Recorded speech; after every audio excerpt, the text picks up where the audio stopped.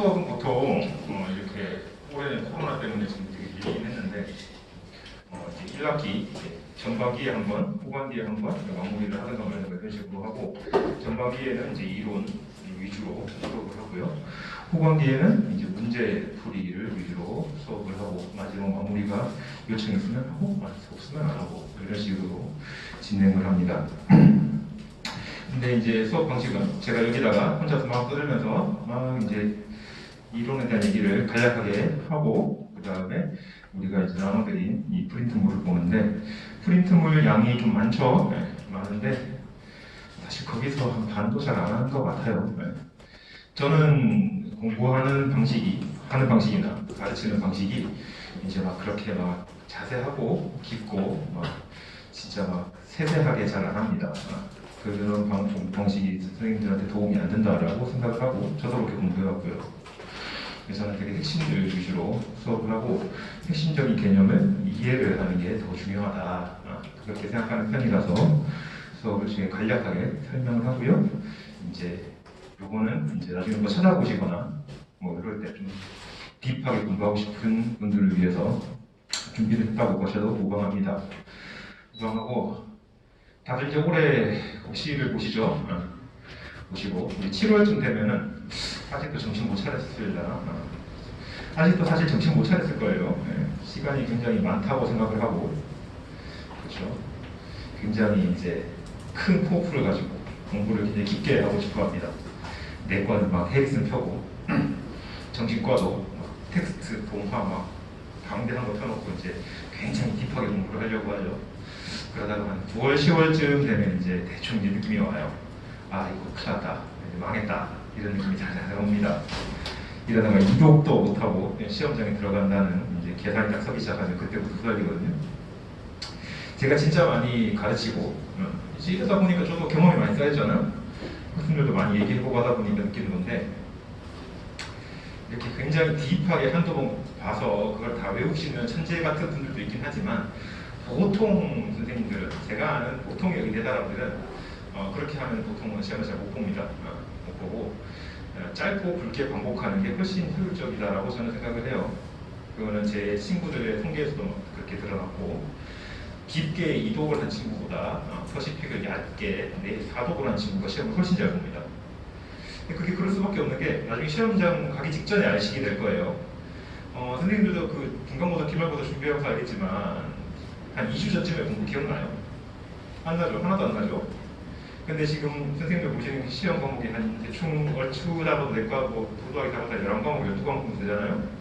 그럼 하루에 한 과목씩 본다고 해도 마지막에 본 과목은 2주 전이 됩니다. 그렇죠? 시험 직전에 가면은 기억이 하나도 안 나요. 그래서 진짜 나중에는 찍기 목으로 가게 되는데, 그것보다는 짧고 이렇게 압축을 잘 해서 시험 한 일주일 전, 한 3일 전에 한 번에 싹 다 볼 수 있을 만한 준비가 돼 있는 게 시험의 관건이라고 저는 생각을 해요.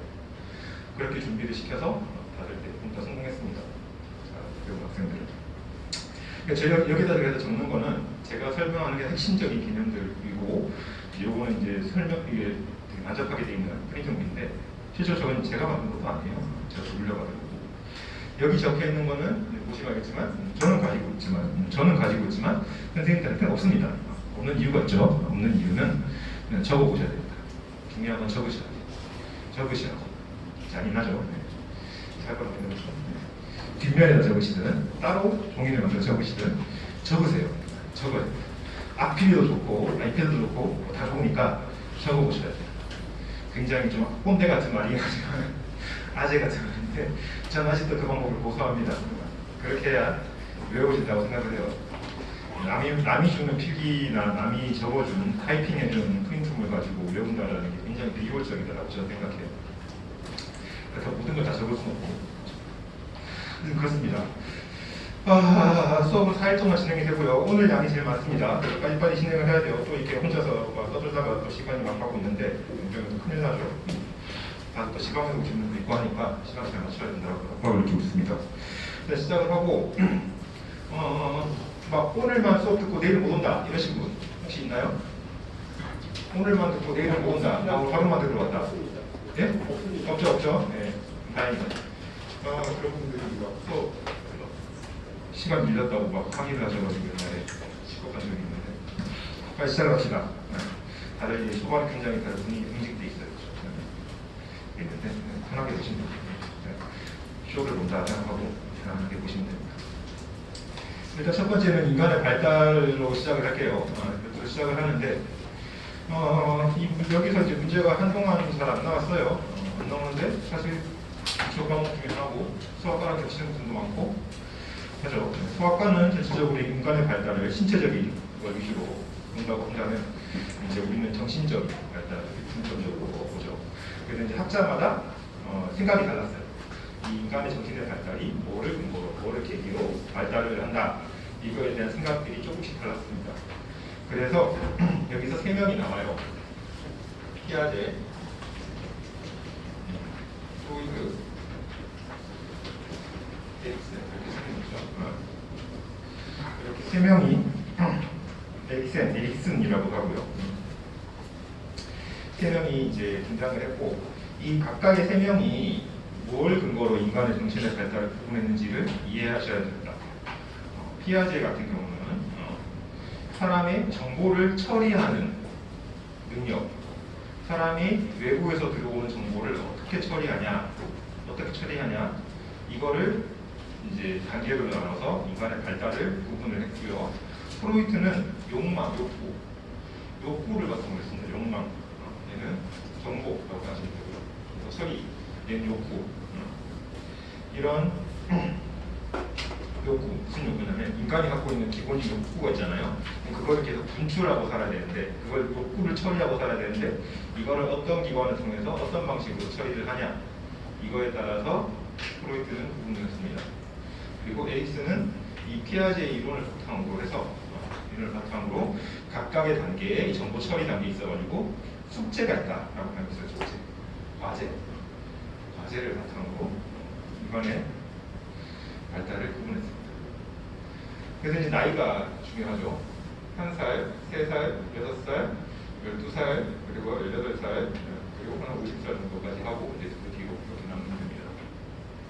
병사를 기준으로 하고요. 그래서 이제 선생님들이 이제 그 동화나 퍼시피를 보시면 상당히 큰 뼈가 있죠. 큰 뼈가 있고 그러다 보면 이제 머리가 아득해지는데 이제 선생님들 공부하실 때 보면 이렇게 공부를 하세요. 피아제는 뭐 전조잡기, 감각운동이 몇 살, 뭐 프로이트는 항문기 구강기 몇 살 이렇게 쭉쭉쭉 외우세요. 그렇게 하시면 완전 폭망합니다. 그렇죠? 그래서 문제 그렇게 절대 안 나와요. 안 나오고 보통 이렇게 크로스라고 합니다. 이때의 피아제의 어떤 걸 바탕으로 이 시기 때 이루어지는 일 이런 걸 물어봐요. 그러니까 이렇게 공부해야 돼요. 이렇게 가로로 공부해요. 근데 보통 다 세로로 공부하시죠. 심지어 프린트물에도 그렇게 돼 있어요. 그렇죠? 가로로 공부하시죠. 이게 핵심이에요. 그래서 가로로 저는 설명할 때 가로로 어떤 상황에서 얘는 왜 그렇게 생각하고 이렇게 생각하는지 이렇게 이제 정리를 좀 해드릴 생각입니다. 집에서 이제 요 파트는 얘를 키워보신 분은, 얘를 조금 키워보신 분은 이해가 쉽고, 얘를 한 번도 안 키워봤거나, 조카가 없거나, 동생이 없거나, 이런 분들은 이해를 잘 못하시는 경향이 조금 있어요. 저는 이제 우리 아들 6살인데, 저는 이제 조금 깨닫고 있습니다. 교과서가 현실은 다르구나라고 이제 느끼고 있는데, 어쨌든, 봅시다. 사람이 일단 지금 피아제를 바탕으로 설명을 시작을 할게요. 사람이 정보를 선생님들이 지금 공부하시는 것도 정보를 다루고 있는 과정인데 그렇죠? 선생님들이 어떻게 하고 있죠 지금? 외부에 있는 정보를 눈으로 보고 머리 묵혀가지고 지금 머릿속에 저장해 놓으려고 쓰고 외우고 읽고 알리시고 있죠 그렇죠? 자 보면 정보를 받아들인 다음에 하나를 처리해서 저장하는 과정을 거치고 있어요 그렇죠?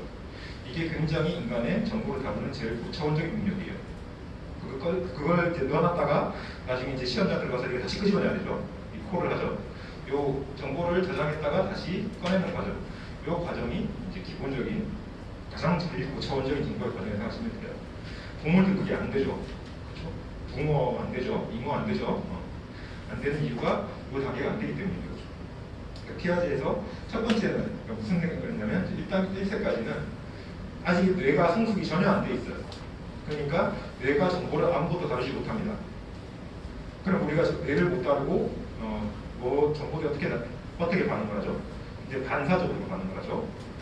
감각을 느끼면 바로 운동을 튀어나갑니다. 그렇죠? 중간 빠진 거 없죠. 감과 철이 운동을 해야 되는데 우리가 누가 나한테 욕을 했어. 욕을 들었어. 그럼 내가 욕을 들어보니까 언어적으로 해석을 해서 이거 나를 놀리는 거네. 해석을 한 다음에 얘를 때리죠. 그렇죠? 정보를 처리하는 과정이 되잖아요. 근데 이건 그렇게 없는 거예요. 못 들으면 바로 나가는 거죠. 그렇죠? 그래서 감각 운동이다. 그렇죠? 운동이고 이때까지는 한 살까지니까 뭐 팔다리도 아무도 잘 못 쓰죠. 할 수 있는 게 뭐죠? 울고 먹고 그게 다죠. 모든 정보와 욕구, 공황 처리가 어디로 나간다? 입으로 나간다. 그렇죠? 입으로 나가면 그렇죠. 아무것도 제대로 할 수 있는 거고 자기 할 수 있는 거는 자기가 자기 제대로 할 수 있는 거는 입밖에 없죠. 엄마 배고파 울고 엄마가 전부 올려주면 와 땡큐 감사합니다. 그렇죠? 그게 답니다. 그래서 이 정도고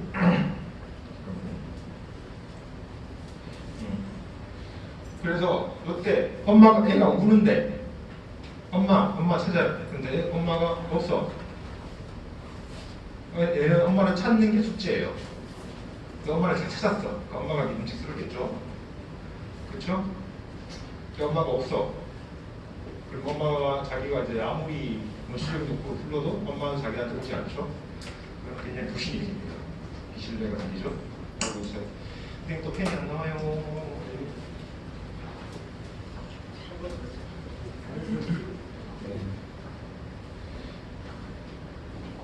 어쨌든 신뢰, 비신뢰, 그렇죠? 이런 식으로 이해를 하시면 훨씬 편합니다. 그리고 이제 여기서부터 3살, 1살부터 3살, 3살부터 6살, 여기까지는 이제 피하지 않는다고 보는데, 우리가 아까 말했지만 정보를 처리한다고 했잖아요. 그렇죠? 뇌가 정보를 처리한다고 했죠. 이거를 영어로 바꾸면 오퍼레이션이라고 합니다. 조작한다는 거예요. 선생님들이 정보들을 각자의 뇌에 맞게 조작을 합니다. 기억도 조작을 하시죠. 그러니까 서로 싸움이 생기죠. 네가 전때 그랬네 어땠네 하면은 내가 언제 이렇게 나오잖아요. 그렇죠? 각자 입맛에 맞게 뇌에 맞게 조작을 하기 때문이에요. 뇌는 기본적 조작이 기본입니다. 근데 얘는 아직 그 조작이 덜 연구했어. 잘 안 돼. 현실적으로 막 이성적으로 잘 안 돼요. 그래서 전조작기라고 합니다. 그렇죠? 프리 오퍼레이셔널 스테이지 피리어드. 프리 오퍼레이셔널 전조작기 이렇게 설명을 합니다. 설명을 하고 이렇게 이제 3살까지 나누는데 그럼 이거 3살까지는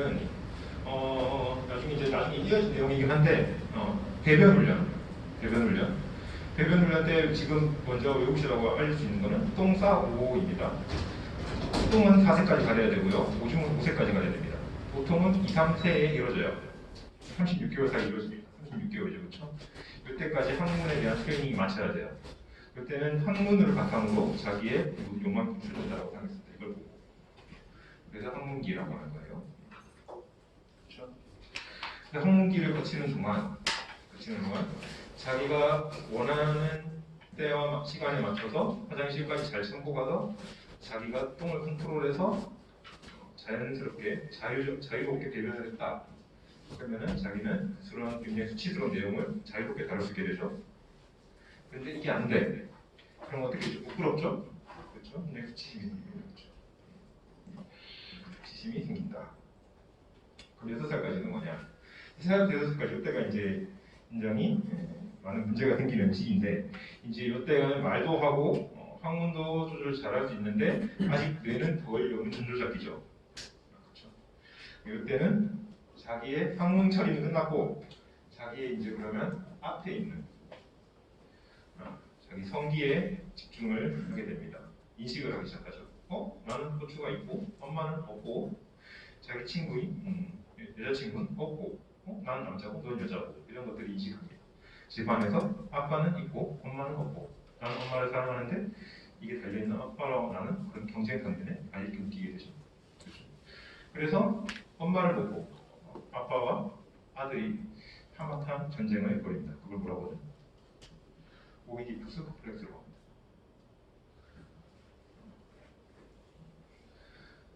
프로이드가 오이디푸스 컴플렉스를 얘기한 게 이때 시기입니다.